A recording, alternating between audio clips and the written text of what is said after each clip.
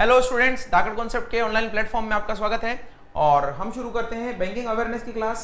तो banking awareness में हम पहले काफ़ी सारी चीज़ें पढ़ चुके हैं। पुराने वीडियोस जरूर देखिएगा, काफ़ी सारी चीज़ें आपकी क्लियर होंगी। और अगर आपको आती है पहले से तो बहुत अच्छी बात है, एटलीस्ट रिविजन हो जाएगा, एक आध चीज़ जुड़ेगी उसमें। और अगर आपको कुछ उसमें लगता है तो कमेंट करिए, ज़रूर देखिए, क्योंकि अब हम इसी तरीके से कांटेक्ट में रह सकते हैं कि आप वहाँ पर कुछ डालें और मैं यहाँ से उसको देखूँ और फिर मैं उसके ऊपर कुछ रिएक्ट करूं या वीडियो बनाऊं। तो यही चीज़ें, सारी चीज़ें हम जो है डिजिटली कर पाएंगे। अभी तो फिलहाल तो यूट्यूब का ही सहारा है, लेकिन मैंने आपको जैसा कि बताया था कि एप्लीकेशन भी बहुत जल्दी हो जाएंगी।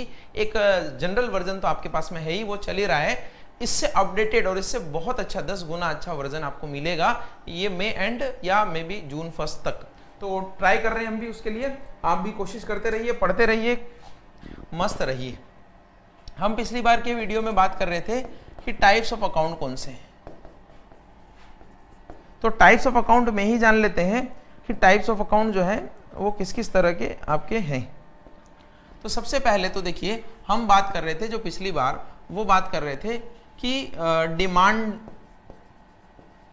डिपॉजिट जिससे जो अकाउंट है, या फिर आप ऐसे समझिए कि मैंने अकाउंट को बहुत सारे भागों में बांटा था। मैंने बताया था कि अकाउंट दो तरह के होंगे, एक होंगे एक होंगे डिपॉजिट और एक होंगे लोन अकाउंट। लोन में मैंने बहुत सारे अकाउंट बताए थे। डिपॉजिट में मैंने आपको बताया था कि दो तरह के अकाउंट होंगे, तो डिमांड और टर्म।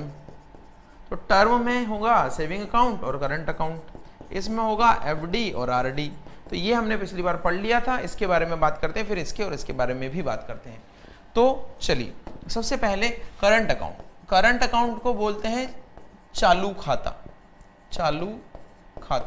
चालू का मतलब एवरी टाइम चालू है, जब चाहे जितना पैसा जितनी बार जैसे चाहे जमा कराएं। सेविंग अकाउंट ऐसा नहीं है, सेविंग अकाउंट बंद खाता है। सेविंग अकाउंट भी आप जमा करा सकते हैं, लेकिन उसमें ट्रांजैक्शन की लिमिटेशंस होती है। चालू खाता आपका करंट अकाउंट जो है हमेशा चलता रहेगा, उसमें कोई ऐसा ट्रांजैक्शंस की बाउंडेशन नहीं है। तो सबसे पहले तो ये बिजनेस पर्पस के लिए खोला जाता है। इसके फीचर्स की अगर बात करें तो बिजनेस पर्पस के लिए खोला जाता है, नंबर 1। नंबर 2, सबसे इंपॉर्टेंट कि इंटरेस्ट इज नॉट गिवन, इस पर कोई भी ब्याज नहीं मिलता है। नंबर 3, इस पर अनलिमिटेड ट्रांजैक्शंस मिलते हैं आपको। और जब अनलिमिटेड ट्रांजैक्शंस मिलते हैं और आप इससे अपना बिजनेस बढ़ाते हैं तो बैंक बोलता है कि आप बैलेंस भी ज़्यादा रखिए। तो मैक्सिमम बैलेंस, या फिर मैक्सिमम को आप ऐसा बोल सकते हैं कि हाई मिनिमम बैलेंस, आपका बैलेंस जो है ज़्यादा होना चाहिए। और क्या चीज़ें हैं इसमें है आपको कि ओवरड्राफ्ट फैसिलिटी मिलती है आपको, ओवरड्राफ्ट फैसिलिटी। तो ये करंट अकाउंट के कुछ बेसिक से फीचर हैं, इसमें जानने वाला कुछ खास है नहीं। बिजनेस पर्पस से खोलना है और क्या करना है, बिजनेस पर्पस के अलावा यहाँ पर इंटरेस्ट इज नॉट गिवन, यहाँ पर ब्याज बिल्कुल नहीं दिया जाता है। तो मेरा आपसे क्वेश्चन भी है, आप मुझे बताइए कि एज अ बैंकर ध्यान रखिएगा, बैंकर बन के सोचिएगा, कस्टमर बन के नहीं। एज अ बैंकर कोई कस्टमर आपके पास आता है तो सेविंग अकाउंट प्रेफर करेंगे, वो दोनों खुलवाने में सहायक है। कुछ लोग इसमें भी निकालते हैं, नहीं हम ये वो। मैं आपको कंडीशन ये दे रहा हूं कि वो दोनों अकाउंट खुलवाना चाहता है, जो चाहे आप खोल लीजिए, वो खुलाएगा एक ही, या तो सेविंग या करंट। तो आप उसको कौन सी सलाह देंगे, बैंकर के पर्सपेक्टिव से बताइएगा, क्योंकि ये बैंकर अपना फायदा देखेगा। अगर आप कस्टमर के पर्सपेक्टिव से सोचेंगे तो अलग है। तो आप मुझे कमेंट बॉक्स में लिख के बताइएगा। फिर इसके बाद अनलिमिटेड ट्रांजैक्शंस हैं और हाई मिनिमम बैलेंस है, यानी बैलेंस मिनिमम जो है 10,000, 20,000, कुछ में तो 1 लाख, कुछ में 5 लाख, ऐसे मिनिमम बैलेंस होता है। और अगर आप ये मिनिमम बैलेंस मेंटेन नहीं करते हैं, ये भी क्वार्टरली एवरेज बैलेंस के बेसिस पर निकलता है। आप पिछला वीडियो देखिएगा जिसमें मैंने क्यूएबी बताया था। क्यूएबी क्वार्टरली एवरेज बैलेंस, मान लीजिए आपके करंट अकाउंट का बैलेंस 5 लाख हमेशा रहना है, तो 5 लाख हमेशा रहेगा, वो क्वार्टरली एवरेज बैलेंस के बेस पर डिसाइड होगा। अगर क्वार्टरली एवरेज बैलेंस 5 लाख नहीं रहता है तो फिर आपको non maintenance of minimum balance charge लगेगा, वो अलग अलग उसमें अलग अलग होता है। फिर आपको ओवरड्राफ्ट फैसिलिटी भी मिल जाती है, यानी एक तरीके का टेम्परेरी लोन है। ओवरड्राफ्ट फैसिलिटी क्या है, टेम्परेरी लोन है। 5 दिन, 10 दिन, महीना, 2 महीने के लिए आपको लोन मिल जाता है। और अच्छी खासी रेट पर मिलता है। लेकिन करंट अकाउंट को एक मैनेजर के पावर में भी होता है और आगे जो है जोनल ऑफिस, रीजनल ऑफिस भी भेजते हैं वो, अगर उनके पावर में नहीं है तो एक टेम्पररी ओवरड्राफ्ट आपको मिल जाता है, टेम्पररी लोन मिल जाता है, उस पर एक अच्छा खासा ब्याज देना होता है आपको, और थोड़े टाइम के बाद जब आप चुका देते हैं तो आपका सेविंग, आपका जो करंट अकाउंट है उसमें जो पैसा पड़ा हुआ है वही आप यूज कर पाते हैं। लेकिन अगर आपको ओवरड्राफ्ट मिल जाता है तो मान लीजिए आपके खाते में 5 लाख पड़े हैं तो आप 6 लाख भी यूज कर सकते हैं। वो डिपेंड करता है कि आपको बैंक ने कितनी लिमिट दी है, 1 लाख यूज करने की दी है ऊपर या 50,000 यूज करने की दी है। तो ये करंट अकाउंट है। करंट अकाउंट के बाद हम दूसरे टाइप के अकाउंट पढ़ते हैं, जैसे हम पढ़ रहे थे डिमांड डिपॉजिट। हम क्या पढ़ रहे थे? Demand deposit. अब हम बात करेंगे किसके बारे में? टर्म डिपॉजिट के बारे में। तो ये डिपॉजिट अकाउंट में 2 तरह के अकाउंट हम देख रहे हैं, तो टर्म डिपॉजिट के बारे में हम बात करेंगे। और टर्म डिपॉजिट में क्या क्या चीजें हैं, चलिए उनको देखते हैं। तो टर्म डिपॉजिट भी 2 तरह के हैं, एक है एफडी और एक है आरडी। एफडी और आरडी। एफडी का फुल फॉर्म होता है फिक्स्ड डिपॉजिट, और आरडी का फुल फॉर्म होता है रिकरिंग डिपॉजिट। अगर आप चाहते हैं शुद्ध हिंदी में बोला जाए तो इसको बोलते हैं आवर्ती जमा, और इसको बोलते हैं सावधि जमा। सावधि यानी अवधि सहित आप बताइए कितनी अवधि के लिए जमा करेंगे। तो ये दोनों टर्म डिपॉजिट है। टर्म डिपॉजिट इसलिए बोलते हैं, डिमांड डिपॉजिट में तो सेविंग और करंट था, क्योंकि कभी भी पैसा निकाल सकते हैं, कभी भी पैसा आपका जमा हो सकता है। इसमें पैसा निकालने के लिए आपको रेस्ट्रिक्शंस होते हैं, फिक्स्ड टाइम के लिए ही पैसा जमा कराया जाता है, इसलिए इसको टर्म डिपॉजिट बोलते हैं, या कुछ लोग इसको टाइम डिपॉजिट भी बोलते हैं। तो टाइम और टर्म का एक ही मतलब है कि एक निश्चित अवधि। अब उससे पहले पैसा कैसे निकाल सकते हैं उसके बारे में बात करते हैं। तो एफडी के बारे में अगर हम बात करें, यानी फिक्स्ड डिपॉजिट के बारे में पहले बात करते हैं। तो फिक्स्ड डिपॉजिट का मतलब है सावधि जमा, ये मैंने आपको बताया हिंदी में बोलते हैं। और इसमें क्या चीजें हैं कि आपका एडवांस सारा पेमेंट आपको बैंक में जमा कराना पड़ता है, एक ही बार में सारा पेमेंट आप बैंक में जमा करा दीजिए। एडवांस का मतलब ये है कि अगर आपको 1 लाख की एफडी बनाना है तो 1 लाख एक साथ जमा करा दीजिए, 2 लाख की एफडी बनाना है 2 लाख एक साथ करा दीजिए, 4 लाख की एफडी बनाना है 4 लाख एक साथ करा दीजिए। तो एक ही बार में सारा पेमेंट आपको जमा कराना होता है, और आपको इंटरेस्ट मिलता है। इंटरेस्ट तो मिलेगा ही मिलेगा, और वो इंटरेस्ट भी वो फिक्स्ड होता है, फिक्स्ड फॉर द टेन्योर, यानी जितना उसका पीरियड है एफडी का उसके लिए इंटरेस्ट फिक्स होता है। यानी मान लीजिए आपने एफडी 6% पर कराई, अब 6% पर एफडी करा ली, तो 6% पर एफडी कराई और बाद में मान लीजिए रेटें कम हो गई, तो ऐसा नहीं कि आपकी रेट कम हो जाएगी, आपको तो 6% से ब्याज मिलता रहेगा। इसलिए ज्यादा समय की एफडी कराते हैं लोग कि 5 साल की करा दी। 5 साल की एफडी कराने पर 5 साल का तो इंटरेस्ट फिक्स हो गया ना, उनकी इनकम फिक्स हो गई कि 5 साल तक इतना तो मिलेगा ही मिलेगा। तो एक ही बार पेमेंट जमा कराना पड़ता है, इंटरेस्ट मिलता है, और वो इंटरेस्ट भी क्या होता है? फिक्स फॉर द टेन्योर, यानी एफडी के टेन्योर तक आपका फिक्स होता है। फिर इसमें क्या चीजें हैं, और इसको मिनिमम 7 डेज के लिए आप खुलवा सकते हैं। 7 डेज मिनिमम पीरियड, 7 डेज, और मैक्सिमम पीरियड जो है इसका वो 10 ईयर्स है, 10 साल के लिए आप खुलवा सकते हैं। इसमें आपको नॉमिनेशन फैसिलिटी देना होती है। नॉमिनेशन फैसिलिटी आप सेविंग अकाउंट में भी देना होती है, ध्यान रखिएगा, नॉमिनेशन देना बहुत जरूरी है एज अ बैंकर भी, और इंटरव्यू में जाएं किसी भी चीज में आप ध्यान रखिएगा।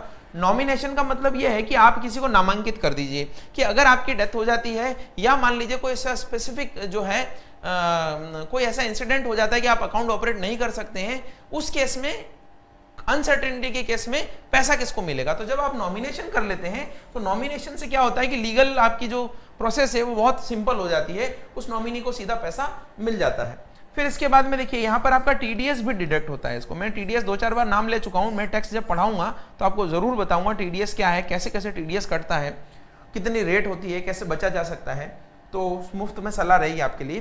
टीडीएस को टैक्स डिडक्शन एट सोर्स बोलते हैं, और टीडीएस में क्या होता है कि आपका अगर इंटरेस्ट 40,000 रुपया ईयरली बनता है, पर एनम 40,000 रुपया बनता है, पहले 10,000 की लिमिट थी, अगर 40,000 रुपया पर एनम बनता है तो 10% टीडीएस आपका कटेगा, 10% की दर से आपको ब्याज, आपको टैक्स देना पड़ेगा। हालांकि टैक्स आपको रिफंड हो सकता है, उसके लिए शर्तें हैं, और हो सकता है आप चाहे तो इसको कटवाएं भी ना, दोनों चीजें हो सकती है। टीडीएस के चैप्टर में हम पढ़ेंगे। तो 10% की दर से टीडीएस कटेगा, 40,000 हो या 40,000 से ऊपर हो। 40,000 है तो 10% 4,000, और 41,000 है तो 10% 4100 रुपए। इस तरीके से आपका जो है एफडी से रिलेटेड काफी सारी बातें मैंने बताई। एक तो एडवांस है, दूसरा इंटरेस्ट मिलेगा, इंटरेस्ट भी टेन्योर के लिए फिक्स रहेगा, मिनिमम 7 दिन, मैक्सिमम 10 साल। आपका 4 नंबर पॉइंट है नॉमिनेशन हो सकता है, और आपका क्या है 40,000 रुपए का अगर आपका है तो आपका टीडीएस कटेगा। एक और इंपॉर्टेंट चीज इस पे आप लिख सकते हैं कि लोन फैसिलिटी भी मिलती है इस पर। लोन भी अगर आप लेना चाहें तो अप टू 90% तक आपको लोन मिल जाता है, तो इसमें आपका कोई भी इशू नहीं है, क्योंकि आप इसको प्रीमेच्योर क्लोजर भी करा सकते हैं। वैसे तो प्रीमेच्योर क्लोजर भी करा सकते हैं। प्रीमेच्योर क्लोजर में क्या होगा, आपको इंटरेस्ट का लॉस होगा। जैसे ऐसे समझिए कि मान लीजिए आपने 5 लाख की एफडी बनाई और 5 लाख की एफडी में आपने पैसा जमा करा दिया, लेकिन आपको 2 लाख की जरूरत है। अब 2 लाख की जरूरत के लिए 5 लाख की एफडी को तो तोड़ेंगे नहीं ना, क्योंकि जरूरत तो 2 लाख की है, फिर वापस 3 लाख की बनानी पड़ेगी, आपको बहुत दिक्कत है। तो आप चाहते हैं कि इसको नहीं तोड़ें, और तोड़ने पर प्रीमेच्योर क्लोजर का आपका इंटरेस्ट वगैरह भी लगता है, कई बार कम देते हैं वो इंटरेस्ट।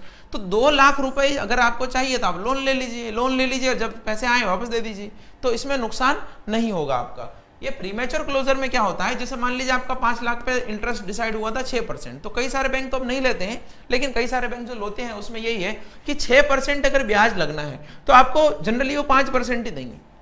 और 5% भी कौन सा, जैसे आप समझिएगा, अब ये गूढ़ रहस्य है तो आप समझ पाए, तो 5 लाख की एफडी आपने 6 महीने के लिए 6 साल के लिए कराई थी, मान लीजिए 6 साल के लिए एफडी कराई थी और आपका इंटरेस्ट डिसाइड हुआ 6%। लेकिन अब क्या है, आप बदल गए, आपने धोखा कर दिया बैंक के साथ में। आपने बोला कि अब मैं 6 साल नहीं रखूंगा, मैं केवल 2 साल रखूंगा, और 2 साल के बाद ही आपको पैसे की जरूरत पड़ गई, आपकी शादी फिक्स हो गई, पहले लगा नहीं था आपकी होगी, अब दो साल में आपको लग गया कि मुझे पैसे की जरूरत है। तो अब आप देखिए प्रीमेच्योर क्लोजर का चार्जेस तो लगेगा, अगर लगेगा तो हो सकता है वो 5% की रेट से ब्याज दे आपको। लेकिन यहां पर एक चीज है कि ये 6% ब्याज दर कितने साल का था, 6 साल का था, लेकिन आप तो 2 साल में तोड़वा रहे हो। तो मान लीजिए 2 साल का ब्याज 5% है, तो इसमें से डिडक्ट नहीं करेगा 1% प्रीमेच्योर क्लोजर का, इसमें से डिडक्ट करेगा, क्योंकि एप्लीकेबल रेट तो 2 साल की लगेगी। नहीं तो ऐसे सब लोग कर लेंगे, एफडी बनाएंगे 10 साल की और तोड़वा लेंगे 2 साल में, तो 10 साल की रेट से ब्याज नहीं लगेगा। ब्याज जो लगेगा वो 2 साल की रेट पर लगेगा, प्लस उसमें से भी अगर आप प्रीमेच्योर क्लोजर कराते हैं तो वो आपका कटेगा पैसा। ये पैसा कब कटता है ये बैंक वाइज डिपेंड करता है, इसलिए याद रखने की जरूरत नहीं है। मैंने तो बस आपको सिर्फ इतना सा बताया कि प्रीमेच्योर क्लोजर भी होता है, लोन फैसिलिटी मिलती है। तो एफडी में बस इतना ही है। अगर हम आरडी की बात करें, रेकरिंग डिपॉजिट की बात करें, तो रेकरिंग डिपॉजिट जो है, आप जब भी बैंक में अगर ज्वाइन हो तो वो ध्यान रखिएगा, ज्वाइन हो क्या होंगे ही, तो जब भी आप बैंक में ज्वाइन हो सबसे पहले आप किसी भी व्यक्ति का और खुद का भी रिकरिंग डिपॉजिट खोलिए, चाहे 500 का खोलिए महीने का, 1000 का खोलिए, 2000 का खोलिए। ये एक ऐसी बचत होती है जो आपको कभी पता ही नहीं लगता है और होती रहती है। पता नहीं लगने का मतलब पैसा तो आपकी जेब से ही जाता है, लेकिन महीने का 500-1000 रुपया बचा ही लेते हैं, और जब आपको जरूरत होती है तो उस नीड में आपके लिए बहुत इंपॉर्टेंट ये बचत होती है। एफडी कराना हर एक के लिए पॉसिबल नहीं होता है, क्योंकि एक साथ 10,000 या 50,000 कहां से लाएं, लेकिन आप 1000 2000 कराएंगे तो आपके लिए बहुत इंपॉर्टेंट होगा। प्लस आपकी जो एनुअल रिपोर्ट जाती है, आपका जो सीआर जाता है, कॉन्फिडेंशियल रिपोर्ट, कि आपने कैसा काम किया, उसमें अगर आपने इनको प्रमोट किया, छोटी छोटी बचतों को प्रमोट किया है, तो वो आपके लिए उसका बेनिफिट भी होता है। रेकरिंग डिपॉजिट क्या है, रेकरिंग डिपॉजिट में देखिए आपको इंस्टॉलमेंट में पेमेंट करना होता है, इंस्टॉलमेंट्स, या आप ये कह सकते हैं कि सर्टेन प्रीमियम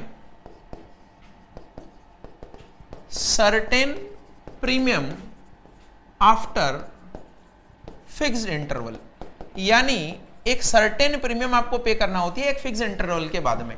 तो वो आप इंस्टॉलमेंट, जैसे मान लीजिए 3 महीने की आपने बोला कि हर 3 महीने में पे करूंगा, तो हर 3 महीने में पे करिए। आपने बोला 1 मंथ में पे करूंगा, तो हर 1 मंथ में पे करिए। आपने बोला 6 महीने में मैं एक बार दूंगा, 6 महीने में पे करिए। तो एक सर्टेन इंटरवल होगा, उसमें आपको एक सर्टेन फिक्स अमाउंट जो आपने डिसाइड किया वो जमा कराना पड़ेगी। तो एक तो certain premium after fix interval, इसमें भी आपको लोन फैसिलिटी मिलती है, इसमें भी आपका टीडीएस कटता है। इसका जो मिनिमम पीरियड है, मिनिमम पीरियड जो है 6 मंथ है। एक आध बैंक शायद 3 महीने करता है, लेकिन 6 महीने ही करिएगा आप, 6 महीने। और मैक्सिमम है 10 साल, मिनिमम और मैक्सिमम, क्योंकि 3 महीने का तो क्या आरडी होगा। तो ये क्या है, बैंक वाइज अलग अलग होता है वैसे तो, लेकिन फिर भी आपका सारे बैंकों का 6 महीने है। तो मिनिमम 6 मंथ, मैक्सिमम 10 ईयर्स। ये आपका आरडी से रिलेटेड इंफॉर्मेशन है। इस पर भी टीडीएस के वही रूल है कि 40,000 होगा तो टीडीएस कटेगा। और 40,000 क्या है, ये सिर्फ आरडी का 40,000 नहीं है, अब ये मिल जाता है आरडी और एफडी दोनों को मिलाकर अगर 40,000 हो गया तो 4,000 कट जाएगा। ऐसा नहीं कि आरडी पे अलग से 40 होना चाहिए, एफडी पर अलग से 40 होना चाहिए, ऐसा नहीं है। दोनों को मिलाकर भी 40,000 हो गया तो भी आपका इंटरेस्ट कट जाएगा, यानी टीडीएस कट जाएगा। तो ये हुए हमारे demand deposit account, term deposit account. अब हम बात करते हैं जो एक छोटा सा आपका टर्म आता है उसके बारे में, और ये टर्म है आपका NDTL, इसको बोलते हैं net demand and time liability. तो net demand and time liability, हालांकि मैं पहले किसी वीडियो में शायद बता चुका हूं, इसका मतलब होता है डिमांड का मतलब अभी हमने पढ़ा आपका करंट अकाउंट और सेविंग अकाउंट, टाइम डिपॉजिट का अभी हमने पढ़ा FD और RD। तो इन सब में मिलाकर जो डिपॉजिट है उसी को हम बोलते हैं NDTL, यानी आप समझ लीजिए कुल जमा। कुल जमा आपका कितना है? अगर आपका बैंक जो है इसमें 10 रुपया है, इसमें 20 रुपया है, इसमें 50 है और इसमें 80 है, तो 130 और 160 रुपया जमा है। तो ये 160 रुपया आपका NDTL है। अब 160 रुपया आप एग्जाम्पल लीजिएगा, करोड़ों में भी हो सकता है, बस एग्जाम्पल ले रहा हूं मैं, तो कि ये सारा जो है कुल जमा, इसको बोलते हैं NDTL। तो इसको क्या है, टेक्निकल भाषा में हम बोलते थे net demand and time liability. अब लायबिलिटी तो आपको समझ में आ रही होगी, लायबिलिटी क्यों है? क्योंकि ये पैसा आपने जमा किया है तो बैंक वापस देगा आपको, वापस देगा तो बैंक का ये दायित्व है, बैंक की लायबिलिटी है कि चुकाना है वापस, तो वो चुकाना है, इसलिए इसको time demand and net demand and time liability बोलते हैं। ठीक है, ये लायबिलिटी कहाँ काम आती है? ये लायबिलिटी काम आती है हमारी कि हमें जो पैसा रखना होता है CRR के तहत। CRR के तहत जितना भी पैसा, जैसे अभी 3% रखना है तो 3% ऑफ NDTL होगा, वो 3% ऑफ NDTL। MSF के तहत लोन मिलेगा तो 2% ऑफ NDTL, वो भी NDTL होगा। अगर आपका SLR रखना है 18% ऑफ NDTL, तो 18% ऑफ NDTL होगा वो। तो ये सारे NDTL से जुड़े हुए हैं। ठीक है, एक कॉन्सेप्ट और हम देखते हैं, कासा का मतलब है current account saving account, current account saving account. ये देखिए ये क्या कॉन्सेप्ट है, करंट अकाउंट सेविंग अकाउंट। ये कोई अलग से अकाउंट नहीं है, अकाउंट तो मैंने आपको बताया वही है। ये कॉन्सेप्ट क्या है, ये एक आप ये कह सकते हैं कि एनालिटिकल टाइप का छोटा सा एब्रीविएशन है जो आपको इंटरव्यू में पूछा जा सकता है कि कासा क्या होता है। करंट अकाउंट सेविंग अकाउंट कोई अलग से अकाउंट नहीं है। करंट अकाउंट सेविंग अकाउंट जो है बिजनेस को बताता है। जैसे ऐसे समझिएगा, मैं कहता हूं किसी बैंक का कासा 40% है, तो आप ये समझिएगा कि उसके टोटल डिपॉजिट अगर 100 है तो उसमें से 40% और 60% के दो टुकड़े हैं। 40% डिपॉजिट उसका करंट और सेविंग से आता है और 60% डिपॉजिट उसका FD RD से आता है। ये है आपका कासा। अब हम इसको क्यों इतना तवज्जो दे रहे हैं? क्योंकि कासा जो है जितना ज्यादा होता है उतना फायदा एक बैंक को होता है, क्योंकि कासा जो है इसको टर्म किया जाता है low cost deposit. Low cost deposit क्यों है? क्योंकि देखिए कासा में क्या शामिल है, करंट अकाउंट शामिल है और सेविंग अकाउंट शामिल है। अब करंट अकाउंट पर तो कोई ब्याज ही नहीं देना पड़ता है और सेविंग अकाउंट पर तो आपको ब्याज देना पड़ता है, लेकिन 3-4% ही देना पड़ता है। इसका मतलब कासा का रेशियो अगर आपके डिपॉजिट में ज्यादा है तो आपका बैंक जो है ये माना जाएगा कि वो अच्छे लेवल पर काम कर रहा है, और अगर कासा का रेशियो कम है तो ये माना जाएगा कि आप ज्यादा इंटरेस्ट दे रहे हो। इससे क्या फायदा, किससे क्या फर्क पड़ेगा? अगर आप हाई इंटरेस्ट पर पैसा उधार लिया आपने, हाई इंटरेस्ट का मतलब मान लीजिए FD और RD, आपने खुद ही पैसा लिया 7% पर या 6% पर, तो आगे कितने में दोगे आप? आगे कम से कम 9-10 में तो दोगे, तो आपका लोन की रेट भी ज्यादा रहेगी। लेकिन अगर आपके पास ज्यादा करंट अकाउंट है, सोचिए करंट अकाउंट में कुछ भी नहीं देना है आपको, इसलिए SBI की ब्याज दर हमेशा कम होती है, क्योंकि उसके पास कई सारे करंट अकाउंट है और बड़े बड़े करंट अकाउंट है, सार्वजनिक संस्थाओं के करंट अकाउंट है, बड़े बड़े बिजनेसमैन के करंट अकाउंट है, उनमें पैसा पड़ा रहता है और उनको कोई ब्याज नहीं देना पड़ता है, तो फ्री का डिपॉजिट मिलता है। इसीलिए बैंक की बैलेंस शीट में कई बार एक टर्म दिख जाता है आपको कि इस बैंक का कासा कितना है। तो कासा से कंफ्यूज नहीं होइएगा, कासा कोई अकाउंट नहीं है, ये एक टर्म है जो बैंक के कुल डिपॉजिट में करंट और सेविंग का परसेंटेज बताता है। जितना परसेंट कासा ज्यादा होगा उतना परसेंट आपके पास लो कॉस्ट डिपॉजिट होगा और वो लो कॉस्ट डिपॉजिट आपके बैंक को फायदा देगा। ठीक है, एक टर्म और हम बात करते हैं DICGC। हमने बात की अभी तक कि बैंक में जमा कराइए, कभी कभी बैंक डूब भी जाते हैं। आपने नाम सुना होगा Punjab and Maharashtra cooperative bank, आपने नाम सुना होगा, अभी आजकल चल रहा है CKP कोऑपरेटिव बैंक। तो ये सारे दोनों महाराष्ट्र के बैंक हैं और इसके तो लाइसेंस ही रद्द कर दिया है, अभी लाइसेंस ही खत्म कर दिया है RBI ने। इसको खूब उबारने की कोशिश की, हुआ नहीं। तो अभी देखिए यहां पिक्चर में आता है DICGC। RBI ने बोला कि ये जो है 99.2% जो डिपॉजिटर है उनका पैसा हम पूरा दे देंगे। अब वो कहां से दे देंगे, तो ये DICGC देगा। ये क्या है, ये है डिपॉजिट इंश्योरेंस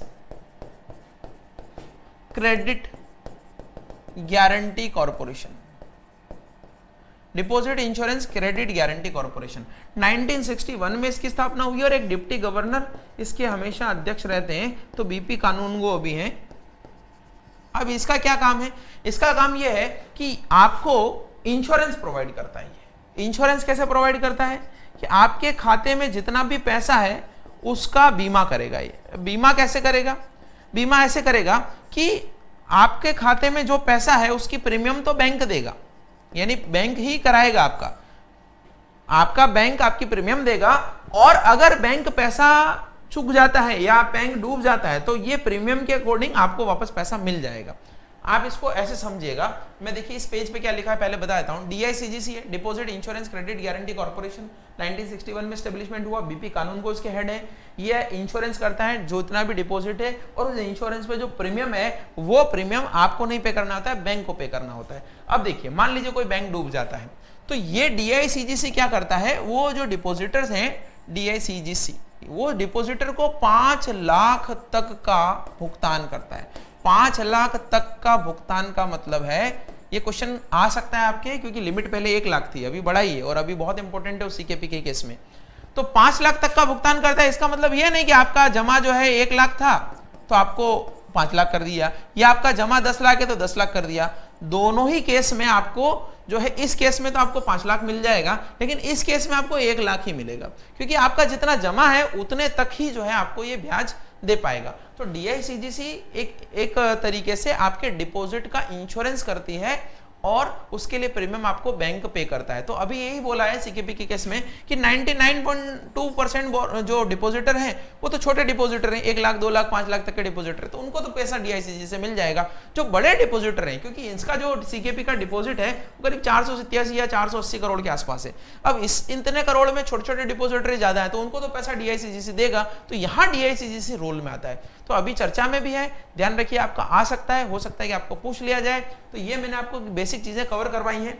इसके अलावा जो हमें पढ़ना है वो हमें पढ़ना है NRE, NRO और FCNR और वोस्ट्रो और नोस्ट्रो, ये अकाउंट पढ़ने हैं। तो मैं अगली बार पढ़ाऊंगा, छोटे छोटे वीडियो होंगे तो आपको देखने में इजी रहेगा। अगर आपको बड़े वीडियो चाहिए तो मुझे बता दीजिएगा, मैं एक साथ ही 2 घंटे का भी बना सकता हूं। मुझे लगता है आप बोर हो जाएंगे और हमारे बीच में काफ़ी दिनों से टच भी नहीं है।